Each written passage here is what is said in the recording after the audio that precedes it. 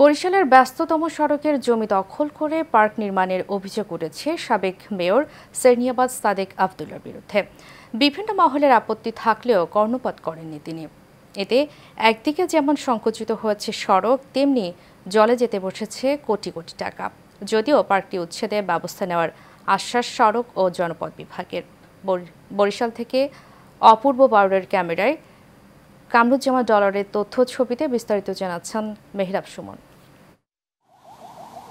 ঢাকা কুয়াকাটা মহাসড়কের এক অংশ দখল করে নির্মাণ করা হয় শাহনারা আবদুল্লাহ পার্ক। ২০২২ সালে তৎকালীন সিটি মেয়র সেরনিয়াবাদ সাদেক আবদুল্লাহ সড়কের উপর পার্কটি নির্মাণ করেন। স্থানীয়দের অভিযোগ, মহাসড়কের জায়গা দখল করে পার্ক তৈরি করলেও সাবেক মেয়র সাদেক আবদুল্লাহর ভয়ে কেউ কথা বলার সাহস পেতেন না। পার্ক নির্মাণের কারণে সড়কটি সংকুচিত হওয়ায় প্রতিনিয়ত হচ্ছে ছোট বড় দুর্ঘটনা। গায়ের জোরে এই পার্কটা করছে এখানে। আজকে এই পার্কের কারণে আজকে আমাদের এখানে সড়ক দুর্ঘটনা প্রতিনিয়ত হচ্ছে। সকলের জন্য এক হিসাবে ক্ষতি হয়েছে, মানে রাস্তাঘাট, মানে চলাফেরা সব দিক দিয়ে ক্ষতি। এখন এই পার্কটা এখানে রাখা ঠিক না, এটার জন্য বিকল্প আরেকটা ব্যবস্থা করা উচিত। এই জায়গাটা হাইওয়ের জায়গা, রেলসের জায়গা।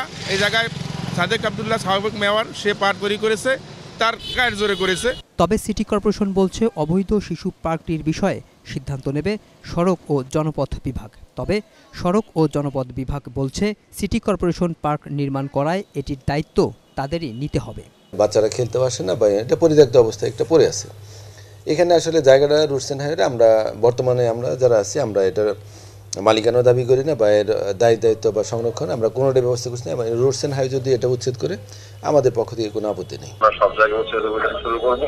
এখন এটা আমাদের সড়কের মধ্যে যদি থেকে থাকে, অবৈধ কোনো স্থাপনা থেকে থাকে, যেটাই হোক, এটা আমরা এখানে স্থাপনাগুলো উচ্ছেদ ব্যবস্থা গ্রহণ করব। সিটি কর্পোরেশনের তথ্য মতে নগরবাসীর কাছ থেকে আদায় করা রাজস্ব থেকে প্রায় ৬.৫ কোটি টাকা ব্যয়ে পার্কটি নির্মাণ করা হয়।